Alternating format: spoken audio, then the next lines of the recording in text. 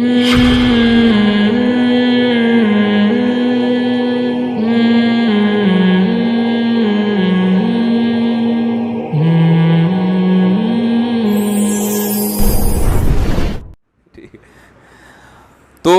عرض یہ کر رہا تھا میں کہ کیا عرض کر رہا تھا، ہاں آپ پورا تعارف کرواتے ہو شیما پرائمری انگلش اسکول سے مفتی صاحب نے، یعنی میں نے 5ویں تک پڑھا، پھر اس کے بعد دوسرا اسکول وغیرہ وغیرہ، لیکن آپ کے پاس ٹائم کم ہو اور آپ اپنا انٹروڈکشن کرواتے ہو تو آپ ان چیزوں کی میں تفصیل میں نہیں جاؤ گے، آپ اپنا ایسا تعارف کرواؤ گے جو مختصر اور جامع ہو، جس سے آپ کا بڑا اچھا امیج سامنے والے کو کے دل میں بیٹھ جائے. اور یہ ہر جگہ الگ ہوتا ہے. رشتہ لینے کے لیے جائیں گے تو الگ اسٹائل میں، آپ مختصر وقت میں، جیسے رشتے والیاں کیا کرتی ہیں، بھائی لڑکی والوں کو فون کیا، ہاں بھائی ایک بندہ ہے آپ بتائیں جی، میں بعد میں تفصیلی بات کروں گی لیکن اتنا بتا دوں کہ ماشاءاللہ بڑا ہینڈسم ہے، بس فون لائن کاٹ دی. کیونکہ ان کی نظر میں وہ فوکس کس کو کر رہے ہوتے ہیں، بھائی وہ مالدار ہیں، انہیں پیسوں کی ضرورت نہیں ہے، غریب بھی چلے گا، لیکن لڑکی نے اپنی اماں سے کہا ہوتا ہے بھائی ہینڈسم بندہ چاہیے، تو وہ ہینڈسم ہے، باقی تفصیل ہم انشاءاللہ بعد میں. آپ کو ہینڈسم چاہیے تھا، ہاں بھائی ہینڈسم. بعض اس کے الٹ ہوتے ہیں، بھائی ہماری بچی غریب ہے، ہمیں پیسے والا آدمی چاہیے، کوئی ذرا اسٹیبل ہو. تو لڑکی والے، وہ رشتے والے کیا بتائیں گے، بھائی باقی ڈیٹیل تو میں آپ کو بتاؤں لیکن بندہ پیسے والا یہ بتا دو. ان کے ایک دم کان کھڑے ہو جائیں گے، اچھا ذرا اس کو روک کے رکھیں. ایسا ہی ہوتا ہے نا. یعنی ہر ایک کی نظر میں کوئی انسانوں میں جو صفات ہوتی ہیں نا، ہر آدمی کی نظر میں ہر صفت کی ویلیو نہیں ہوتی. آپ نے کسی کو ملازم رکھنا ہے، ملازم رکھنا ہے تو اس کے لحاظ سے انٹروڈکشن تبدیل ہو جائے گا. آپ جب کہو گے کہ بھائی آپ نے مثال کے طور پر کسی کو جاب دینی ہے اپنے دفتر، اپنے آفس میں، آپ کو آئی ٹی کے لیے کیا چاہیے، بندہ چاہیے. تو آپ نے کسی کے ذمہ لگایا، یار ہم نے جو پورا کمپیوٹر کا سسٹم ہے نا وہ کسی بندے کے حوالے کرنا ہے، کوئی آئی ٹی سے منسلک کوئی بندہ ہو تو بتانا. تو آپ کے پاس فون کرے گا، بھائی ٹائم کم ہے لیکن میں بتا دوں کمپیوٹر میں انجینئرنگ کی ہوئی ہے اس نے، ایک بندہ ہے، باقی ڈیٹیل، یا ماسٹر کیا ہوا ہے، باقی ڈیٹیل بعد میں. ایک دم کان کھڑے ہو جائیں گے، یار ماسٹر کیا ہوا ہے بھائی یونیورسٹی سے، ٹھیک ہے اس کو روک کے رکھو، باقی تفصیل بعد میں. کیا خیال ہے، غلط تو نہیں کہہ رہا. دوسری شادی کے لیے رشتہ چاہیے، فار ایگزامپل ایک ایسی مثال بھی دوں جس سے آپ لوگ بھی خوش ہو جائیں نا. اب آپ جھک مار رہے ہیں جیسے کہ مار رہے ہوتے ہیں، کوئی مل نہیں رہا، کوئی کنواری لفٹ نہیں کرا رہی، جھک مارتے مارتے، اور اوپر سے میرا بیان سن سن کے اور موٹیویشن ملتی ہے، پھر ہفتہ بھر جھک مارتے رہتے ہیں، کوئی لفٹ نہیں کراتا. آپ کو اندازہ ہو گیا بھائی کوئی بیوہ ہی ہوگی تو لفٹ کرائے گی، کوئی کنواری یا کم عمر تو لفٹ کرائے گی نہیں. عام طور پہ لوگوں کی یہ شکایت ہوتی ہے.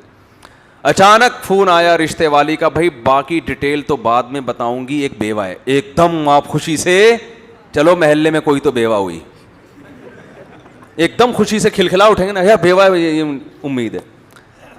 تو انٹروڈکشن جب بھی تعارف کروایا جاتا ہے نا، تو تعارف میں کوشش، اگر ٹائم کم ہو، زیادہ ٹائم ہو پھر تو بہت لمبی تفصیل نا. ٹائم کم ہو، مقابلہ سخت ہو، تو انٹروڈکشن میں، یا امام رکھتے ہیں جب کسی کو تو بھائی حافظ ہیں، قرات اچھی کرتے ہیں، امام کے لیے جگہ خالی ہے نا، تو مختصر تعارف کیا ہوتا ہے، بھائی امام میں سب سے پہلے یہ دیکھا جاتا ہے کہ قرات اچھی کرتا ہو. بھائی قرات بہت اچھی کرتے ہیں، باقی تفصیل بعد میں. مزدوروں کے لیے الگ کرائٹیریا ہے، فوج میں بھرتی ہونے کے لیے الگ. فوج میں جب آپ کمیشن آفیسر بھرتی ہونے کے لیے جاؤ گے، سب سے پہلے آپ کی پرسنالٹی پہ نظر ڈالیں گے. ہاں بھائی بندہ چھوٹے قد کا تو نہیں ہے، صحیح ہے نا. کمیشن آفیسر میں اکثر آپ نے دیکھا ہوگا نا، بڑی پرسنالٹی والے، آرمی میں، نیوی میں ذرا قد کاٹ کی بڑی ویلیو ہوتی ہے، باقی ڈیٹیل بعد میں. جو میرا ایک خیال ہے، ہو سکتا ہے یہ غلط ہو. تو حضرت موسیٰ علیہ السلام جب اللہ کا تعارف کروا رہے ہیں نا، تو فرعون تو بات کو چینج کرنا چاہ رہا تھا نا. موسیٰ علیہ السلام اصل میں اس کو بتا رہے تھے تو بنی اسرائیل پہ ظلم کر رہا ہے، خدا پر ایمان لے آ، مجھے اللہ نے پیغمبر بنا کے بھیجا ہے، اور اگر تو مجھ پر ایمان نہیں لاتا، نہ لا، کوئی، یہ تیرا مسئلہ ہے کم از کم بنی اسرائیل پہ ظلم کرنا چھوڑ دے.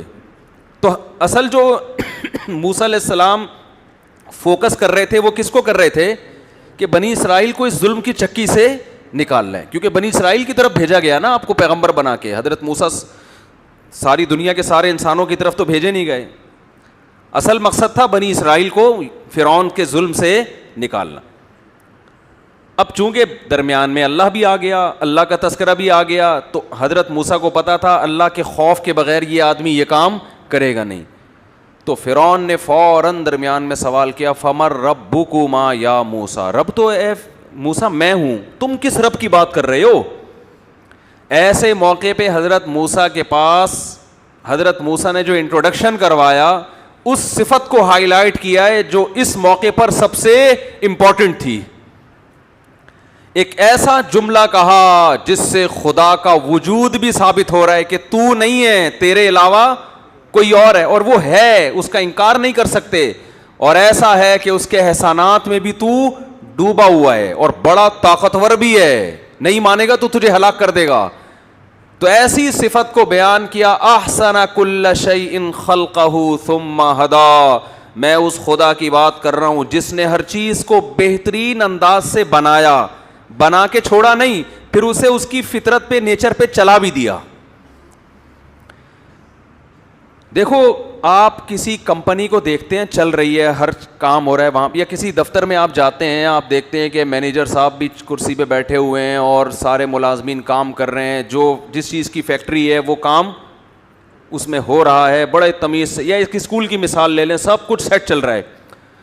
تو آپ کے ذہن میں دو چیزیں آئیں گی. نمبر ایک, اس اسکول کو کسی نے بنایا ہے, خود سے نہیں بنا, اور بننے کے بعد اسے کوئی چلا بھی رہا ہے. بنانے کے بعد اگر چھوڑ دیتا, کوئی مینجمنٹ ہی نہ ہوتی تو چلتا, کوئی حاضری کا نظام نہ ہوتا, تنخواہیں کون دے گا کچھ نہیں پتہ ہوتا نا.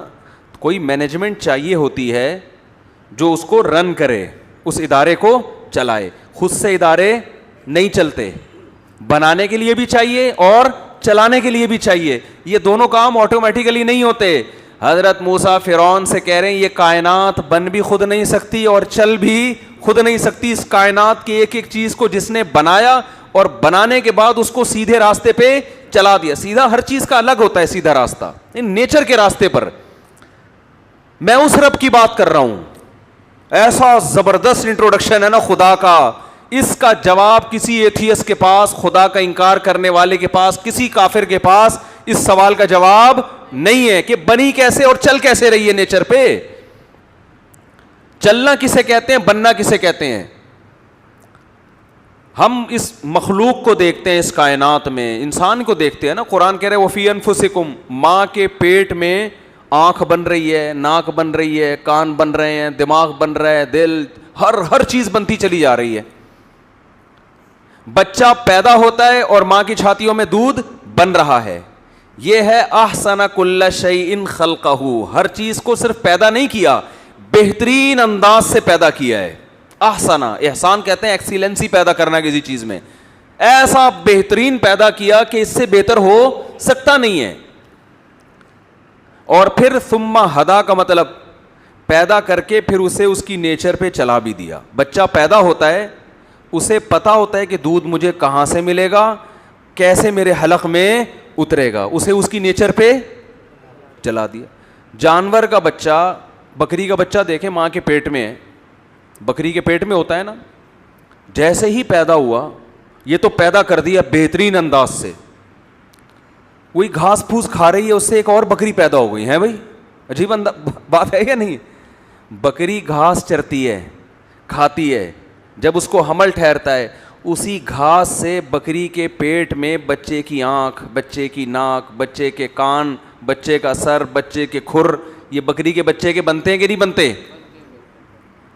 یا بتاؤ کوئی سائنسدان لے جا کے وہاں کھر جوڑ رہے اس کے.